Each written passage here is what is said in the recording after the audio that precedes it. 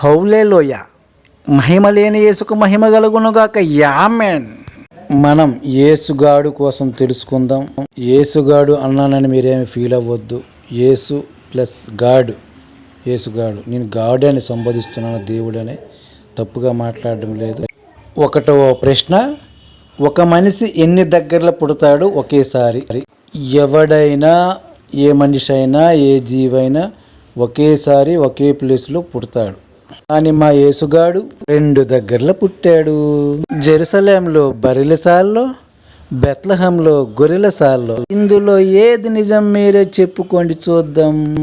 రెండవ ప్రశ్న, ఒక మనిషి పేర్లు దేశాలను బట్టి పేర్లు మారుతాయా, ప్రాంతాలను బట్టి పేర్లు మారుతాయా?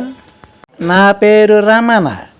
హిందీలోనైనా రమణే, తెలుగులోనైనా రమణే, ఇంగ్లీష్లోనైనా రమణే, తమిళ్లోనైనా రమణే, ఒడియాలోనైనా రమణే. మరి మీ పేర్లు అలాగే ఉంటాయా, మారుతాయా?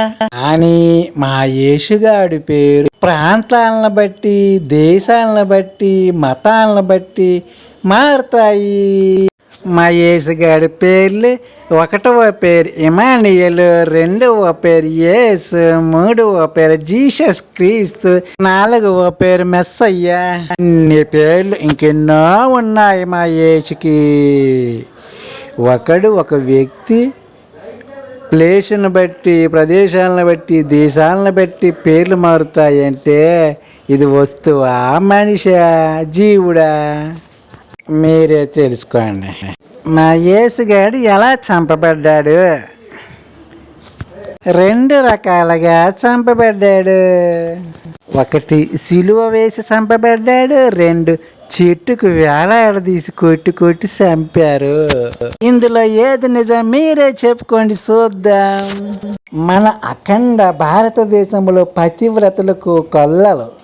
మరి మన క్రిస్టియానిటీ బైబిల్ ప్రకారం చూస్తే బైబిల్లో కొల్లలు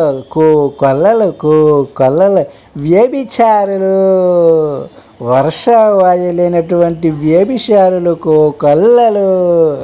మరి మన బైబిల్లో పతివ్రతలు అనే పదం వాడకూడదు, తప్పు.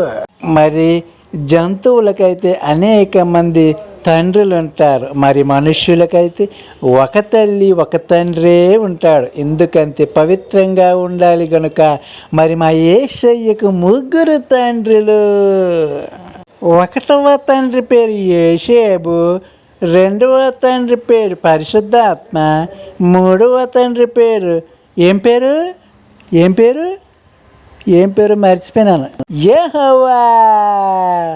ఇక్కడొక విచిత్రం ఏంటంటే ఈ 3 తండ్రులు యేసు నా కొడుకని చెప్పుకోలేదు, యేసు నా తండ్రి యెహోవా అని చెప్పలేదు, పరిశుద్ధాత్మ అని చెప్పలేదు, యేసేబు అని చెప్పలేదు. మరి మీరు యేసు తండ్రి ఎవరు అనుకుంటున్నారు? కామెంట్ రూపంలో తెలియజేయండి. ఎంత విచిత్రమైన కథ మన బైబిల్లోనే ఉంటుంది. బైబిల్ పవిత్ర గ్రంథము అని మీరు నమ్మాలి, నేను చెప్తున్నాను.